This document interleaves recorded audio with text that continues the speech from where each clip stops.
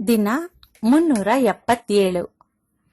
ನಿನ್ನೆ ಈ ದಾನ ಹೇಗ್ ಮಾಡಬೇಕು ಅಂತ ಈ ಶ್ಲೋಕದಲ್ಲಿ ಬಂದಿದೆ ಅಲ್ವಾ. ಹಸ್ತಸ್ಯಂ ಭೂಷಣಂ ದಾನಂ ಕಂಠಸ್ಯ ಭೂಷಣಂ ಶಾಸ್ತ್ರಂ. ಎಷ್ಟು ಒಂದು ಚೆನ್ನಾಗಿದೆ ನೋಡಿ. ಈ ಕಂಠಕ್ಕೆ ಎಷ್ಟು ದೊಡ್ಡ ನೆಕ್ಲೆಸ್ ಹಾಕೊಂಡ್ರು ಯಾರು ಕೇರ್ ಮಾಡೋದಿಲ್ಲ. ಅದೇ ಕಂಠದಲ್ಲಿ ಶಾಸ್ತ್ರವನ್ನು ಇಟ್ಕೊಂಡ್ರೆ ಲಕ್ಷ ಮಂದಿ, ಕೋಟಿ ಮಂದಿನ ಶಾಶ್ವತವಾಗಿ ಪ್ರೇರಣೆ ಮಾಡಬಹುದು. ಹಾಗಾಗಿ ಇಲ್ಲಿ ಬೆರಳಿಗೆ ಉಂಗುರ ಹಾಕಿದ್ರೆ ಭೂಷಣ ಅಲ್ಲ, ಚಿನ್ನದ ವಜ್ರದ ಬಳೆಗಳನ್ನು ಹಾಕೊಂಡ್ರೆ ಕೈಗಳಿಗೆ ಭೂಷಣ ಅಲ್ಲ. ಇದೆಲ್ಲವೂ ಭೌತಿಕವಾಗಿ ಮಾತ್ರ ಶೋಭಿಸುತ್ತೆ. ಆದ್ರೆ ಈ ಕೈಗಳಿಂದ ದಾನ ಮಾಡಿದ್ರೆ ಅದು ಭೂಷಣ. ಹಸ್ತಸ್ಯ ಭೂಷಣಂ ದಾನಂ. ಅಷ್ಟೇ ಅಲ್ಲ, ಈ ಕೈಗಳಿಗೆ ಎರಡು ಗೊತ್ತಿರೋದು, ಒಂದು ಕೊಡೋದು, ಇನ್ನೊಂದು ತಗೊಳ್ಳೋದು. ಆದ್ರೆ ಎಷ್ಟೋ ಜನ ನಾವೇನು ಮಾಡ್ತೀವಿ ಅಂತಂದ್ರೆ ಮೊಟ್ಟ ಮೊದಲಿಗೆ ತೆಗೆದುಕೊಳ್ಳೋದಿಕ್ಕೆ ಈ ಕೈಗಳನ್ನ ಉಪಯೋಗಿಸ್ಕೊಳ್ತಾ ಇರ್ತೀವಿ. ಕೊಡೋದಿಕ್ಕೆ ಒಂದ್ ರೀತಿ ಹಿಂದೆ ಮಾಡ್ತಾರೆ. ಕೆಲವರು ಇರ್ತಾರೆ, ಅವ್ರಿಗೆ ಬರೀ ಕೊಡೋದೇ ಗೊತ್ತು, ತಗೊಳ್ಳೋದು ಗೊತ್ತೇ ಇಲ್ಲ. ನಾನು ಎಷ್ಟೋ ಜನರನ್ನ ಅಂಥವರನ್ನ ನೋಡಿದ್ದೀನಿ. ಇದು ಉತ್ತಮ, ತೆಗೆದುಕೊಳ್ಳೋದು ಕೊಡುವುದು ಇದು ಮಧ್ಯಮ. ಆದ್ರೆ ಕೆಲವರು ಅವರಿಗೆ ಉಚಿತವಾಗಿ ಏನು ಬರುತ್ತೆ, ಹೇಗೆ ಬರುತ್ತೆ ಅಂತ ನೋಡೋದ್ರಲ್ಲಿನೇ ಅವರ ಕಾಲ ಕಳೀತಾರೆ. ಬರೀ ತೆಗೆದುಕೊಳ್ಳೋದ್ರಲ್ಲೇನೆ ಇರ್ತಾರೆ. ಇವರು ಕನಿಷ್ಠಕ್ಕೆ ಸೇರಿದವರು. ಸತ್ಯಯುಗಕ್ಕೆ ತಪಸ್ಸು ಪ್ರಧಾನ, ತ್ರೇತಾಯುಗಕ್ಕೆ ಧ್ಯಾನ ಪ್ರಧಾನ, ದ್ವಾಪರ ಯುಗಕ್ಕೆ ಯಜ್ಞ ಪ್ರಧಾನ, ಕಲಿಯುಗಕ್ಕೆ ಏನ್ ಪ್ರಧಾನ ಗೊತ್ತಾ? ದಾನವೇ ಪ್ರಧಾನ. ಅಂತಃಕರಣ ಶುದ್ಧಿಗೆ ದಾನವೇ ಪ್ರಧಾನ. ಈ ಕಲಿಯುಗದಲ್ಲಿ ಎಷ್ಟೇ ಇದ್ದರೂ ಕೊಡೋ ಬುದ್ಧಿ ಬರೋದು ಕಷ್ಟ, ಆದ್ರೆ ಕೊಟ್ಟರೆ ಅಷ್ಟೇ ಶ್ರೇಷ್ಠ. ದಾನ ಎಂದಾಕ್ಷಣ ಹಲವಾರು ಜನ ತಿಳ್ಕೊಳ್ತಾರೆ ಎಂತಂದ್ರೆ ಹಣವನ್ನು ದಾನ ಮಾಡಬೇಕು ಅಂತ. ಆದ್ರೆ ಹಣ ಒಂದೇ ಅಲ್ಲ, ನಿಮ್ಮಲ್ಲಿ ಏನು ಇದೆಯೋ ಅದನ್ನು ದಾನ ಕೊಡಬಹುದು. ನಿಮ್ಮಲ್ಲಿ ಏನೂ ಇಲ್ಲವೇ, ನಿಮ್ಮಲ್ಲಿರುವ ಜ್ಞಾನವನ್ನು ಹಂಚಿ.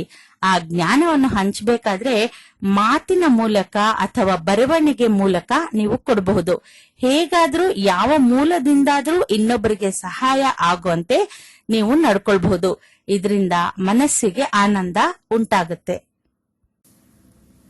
ಇನ್ನು ಮುಂದೆ ಶ್ಲೋಕ 20. ದಾತವ್ಯಮಿತಿ ಯದ್ದಾನಂ ಧೀಯತೇನುಪಕಾರಿಣಿ ದೇಶೇ ಕಾಲೇ ಚ ಪಾತ್ರೇ ಚ ತದ್ದಾನಂ ಸಾತ್ವಿಕಂ ಶ್ರುತಂ. ಇಲ್ಲಿ ಶ್ರೀಕೃಷ್ಣ ಪರಮಾತ್ಮ ಹೇಳ್ತಾ ಇದ್ದಾನೆ, ದಾನ ಅನ್ನೋ ಪದದ ಅರ್ಥ ಹೇಳ್ತಾ ಇದ್ದಾನೆ. ದೀಯತೆ ಅನುಪಕಾರಿಣಿ. ದೀಯತೆ ಅಂತಂದ್ರೆ ಕೊಡಲ್ಪಟ್ಟದ್ದು ಅಂತ. ಅಂದ್ರೆ ಯಾರು ದಾನ ತಗೊಳ್ತಾರೋ ಅವರಿಗೆ ಆ ಅರ್ಹತೆ ಇದೆ. ಆದ್ರಿಂದ ಅವರಿಗೆ ನೀವು ದಾನ ಕೊಟ್ಟಿದ್ದೀರಾ. ಯಾರಿಗೆ ನಾವು ದಾನ ಕೊಡ್ತೀವೋ ಅವರು ಅದರ ಅರ್ಹತೆ ಹೊಂದಿರ್ತಾರೆ. ಅದಕ್ಕೋಸ್ಕರ ನೀವು ದಾನ ಮಾಡಿರ್ತೀರಾ. ಸುಮ್ನೆ ನೀವು ಯಾರಿಗೂ ದಾನ ಮಾಡೋದಕ್ಕೆ ಸಾಧ್ಯ ಇಲ್ಲ. ಅಂದ್ರೆ ದಾನ ನಾವು ಇತರರಿಗೆ ಮಾಡಿದರೆ ಅವರಿಗೆ ಆ ಅರ್ಹತೆ ಇರಬೇಕು. ಯಾವುದೇ ಇರ್ಲಿ, ಒಂದು ಹಣ ಇರ್ಬೋದು, ಜ್ಞಾನ ಇರ್ಬೋದು, ಬಟ್ಟೆ ಇರ್ಬೋದು, ಮನೆ ಇರ್ಬೋದು, ಏನಾದ್ರೂ ದಾನ ಇರ್ಲಿ, ತಗೊಳ್ಳೋದಕ್ಕೆ ಅವ್ರಿಗೆ ಆ ಅರ್ಹತೆ ಇರ್ಬೇಕು. ಅಂತಂದ್ರೆ ಇದನ್ನು ಕಂಡು ಹಿಡಿಯುವುದಾದ್ರೂ ಹೇಗೆ? ದಾನ ಧರ್ಮ ಎಂದು 2 ಪದ ಇಲ್ಲಿ ಇದೆ. ಈಗ ಯಾರೋ ಭಿಕ್ಷುಕ ಬಂದು ಅಯ್ಯ ಧರ್ಮ ಮಾಡಿ ಅಂತ ಕೇಳ್ತಾನೆ. ದಾನ ಮಾಡಿ ಎಂದು ಕೇಳೋದಿಲ್ಲ. ಆದ್ರೆ ಒಬ್ಬ ಬ್ರಾಹ್ಮಣಿಗೆ ನಾವು ಕೊಡ್ಬೇಕಾಗಿರೋದು ಧರ್ಮ ಅಲ್ಲ, ಒಬ್ಬ ಬ್ರಾಹ್ಮಣಿಗೆ ನಾವು ಕೊಡ್ಬೇಕಾಗಿರೋದು ದಾನ. ಹಾಗೇನೆ ಗುರುವಿಗೆ ಕೊಡೋದು ದಕ್ಷಿಣೆ ಅಂತ ಅನ್ನಿಸ್ಕೊಳ್ಳುತ್ತೆ. ಹಾಗೇನೆ ಒಬ್ಬ ಪಂಡಿತನಿಗೆ ಸತ್ಕಾರ ಮಾಡ್ಬೇಕಾಗುತ್ತೆ. ಈಗ ನಮ್ಗೆ ಯಾರಾದ್ರೂ ಪ್ರವಚನವೋ ಹರಿಕತೆನೋ ಮತ್ತೊಂದೋ ಹೇಳಿದ್ರೆ ಅವ್ರಿಗೆ ಸತ್ಕಾರ ಮಾಡ್ಬೇಕು. ಹಸಿವಿನಿಂದ ಯಾರಾದ್ರೂ ಅನ್ನ ಕೇಳಿದ್ರೆ ಅವರಿಗೆ ಯಾವತ್ತೂ ಸಹ ಇಲ್ಲ ಅಂತ ಹೇಳ್ಬಾರ್ದು. ಏಕೆಂತಂದ್ರೆ ಎಲ್ಲರಿಗೂ ಬದುಕೋ ಹಕ್ಕು ಈ ಭೂಮಿ ಮೇಲೆ ಇದೆ. ಒಬ್ಬ ಸಾತ್ವಿಕ 4 ಅಂಶಗಳನ್ನು ಪರಿಗಣನೆಗೆ ತಗೊಳ್ತಾನೆ: ದಾನ, ಧರ್ಮ, ಸತ್ಕಾರ ಹಾಗೂ ದಕ್ಷಿಣ. ಇದು ಯಾವ ಯಾವ ಮಟ್ಟದಲ್ಲಿ ಮಾಡ್ಬೇಕೋ ಶಾಸ್ತ್ರಗಳು ಇದನ್ನೆಲ್ಲ ಹೇಳುತ್ತೆ. ಈ 4ರಲ್ಲಿ ಯಾವುದನ್ನೇ ಮಾಡು, ಶ್ರದ್ಧೆಯಿಂದ ಮಾಡು. ನೀನು ಎಷ್ಟು ಮಾಡಿದೆ ಅನ್ನೋದು ಮುಖ್ಯ ಅಲ್ಲ, ಎಷ್ಟು ಶ್ರದ್ಧೆಯಿಂದ ಮಾಡಿದೆ ಅನ್ನೋದೇ ಮುಖ್ಯ. ಒಬ್ಬ ಕುರುಡನೋ ಕುಂಟನೋ ಬಂದಾಗ ಅವನಿಗೆ ಐಬು ಇದೆ ಅಂತ ಅನ್ಕೊಳ್ಬೇಡಿ, ಅವನನ್ನು ಅಸಹಿಸಿಕೊಳ್ಬೇಡಿ. ಅವರು ಹಾಗೆ ಇರೋದಕ್ಕೆ ನೀವು ದಾನ ಮಾಡೋದಿಕ್ಕೆ ಒಂದು ಅವಕಾಶ ಸಿಕ್ತು ನೋಡಿ. ಅವ್ರು ಹಾಗೆ ಇರೋದಿಕ್ಕೆ ಅವರು ಭಿಕ್ಷೆ ಬೇಡ್ತಾ ಇದ್ದಾರೆ. ಹಾಗಾದ್ರೆ ನಿಮಗೆ ಒಂದು ಅವಕಾಶ ಸಿಕ್ಕಂತೆ ಆಯ್ತು. ಒಂದು ವೇಳೆ ನೀವು ಕಾಶಿಗೆ ಹೋದ್ವು ಅಂತ ಇಟ್ಕೊಳ್ಳಿ. ಅಲ್ಲಿ ನಮ್ಮನ್ನೇ ಆಧಾರವಾಗಿರೋ ಬ್ರಾಹ್ಮಣರು ತುಂಬಾ ಜನ ಇರ್ತಾರೆ.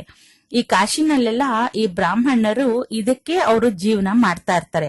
ಆದ್ರೆ ನಾವು ನಮ್ಮ ಊರಿಂದ ಬ್ರಾಹ್ಮಣರನ್ನು ಕರ್ಕೊಂಡು ಹೋಗಿ ಅಲ್ಲಿ ಪೂಜೆಗಳನ್ನು ಮಾಡಿಸಿದ್ರೆ, ಅವರಿಗೆ ದಾನ ಕೊಟ್ರೆ ಅದು ಮಹಾದೋಷ. ಅಲ್ಲಿ ಕಾಶಿನಲ್ಲೇ ಇರೋಂಥವ್ರ ಹತ್ರ ಅವರು ಪೂಜೆ ಮಾಡಿಸ್ಬೇಕು, ಮತ್ತೆ ಅವರಿಗೆ ದಾನ ಕೊಡ್ಬೇಕು. ಯಾಕೆ ಅಂತಂದ್ರೆ ಅವ್ರಿಗೆ ಅದೇ ಆಧಾರ, ಜೀವನಾಧಾರ ಅದೇನೆ. ಆದ್ರೆ ಇಲ್ಲಿಂದ ಕರ್ಕೊಂಡು ಹೋಗ್ಬಿಟ್ಟು ಅಲ್ಲಿ ಮಾಡಿಸಿದ್ರೆ ಕಾಶಿನಲ್ಲಿ ಅದು ನಿಮ್ಗೆ ದೋಷ ಉಂಟಾಗುತ್ತೆ. ಒಂದು ವೇಳೆ ಸಂದರ್ಭ ಕೂಡಿ ಬರ್ದಿದ್ರೆ ನಿಮ್ಮ ಮನೆಯಿಂದ ಕರ್ಕೊಂಡು ಹೋದ್ರೂ ಪರವಾಗಿಲ್ಲ. ಆದ್ರೆ ಅಲ್ಲಿಯ ಬ್ರಾಹ್ಮಣರಿಗೆ ಸಹ ಅಯ್ಯ ನೀವು ನಮ್ಮನ್ನೇ ಆಧಾರ ಆಗಿಟ್ಕೊಂಡು ಜೀವನ ನಡೆಸ್ತಾ ಇದ್ದೀರಾ ಅಂತ ಹೇಳಿ ಅವರಿಗೂ ದಾನ ಮಾಡಿ ಬನ್ನಿ. ಇದು ಒಂದು ರಾಜಸಿಕನು ಮಾಡುವ ದಾನ ಹೇಗಿರುತ್ತೆ ಅಂತಂದ್ರೆ, ಈ ಮುಂದಿನ ಶ್ಲೋಕ 22ರಲ್ಲಿ ಹೇಳ್ತಾ ಇದ್ದಾನೆ, ಯತ್ ಪ್ರತ್ಯುಪಕಾರಾರ್ಥಂ ಫಲಮುದ್ದೇಶ್ಯ ವಾ ಪುನಃ ಧೀಯತೆ ಚ ಪರಿಕ್ಲಿಷ್ಟಂ ತದ್ದಾನಂ ರಾಜಸಂಸ್ಮೃತಂ. ಈ ರಾಜಸಿಕನು ಮಾಡೋ ಯಾವುದೇ ದಾನದಲ್ಲಿ ಪ್ರತ್ಯುಪಕಾರವನ್ನು ಬಯಸ್ತಾನೆ. ಎಷ್ಟು ಬರುತ್ತೆ ಅಂತ ಲೆಕ್ಕಾಚಾರ ಸಹ ಹಾಕ್ತಾನೆ. ಯಾವ ರೀತಿ ಪೂಜೆ ಮಾಡಿದ್ರೆ ಎಷ್ಟು ಬರುತ್ತೆ, ಯಾರಿಗೆ ಎಷ್ಟು ಕೊಟ್ರೆ ಹೇಗೆ ಲಾಭ ಬರುತ್ತೆ ಅಂತ ಒಂದು ಪ್ರತ್ಯುಪಕಾರ ಅವನು ಎಣಿಸ್ತಾನೆ.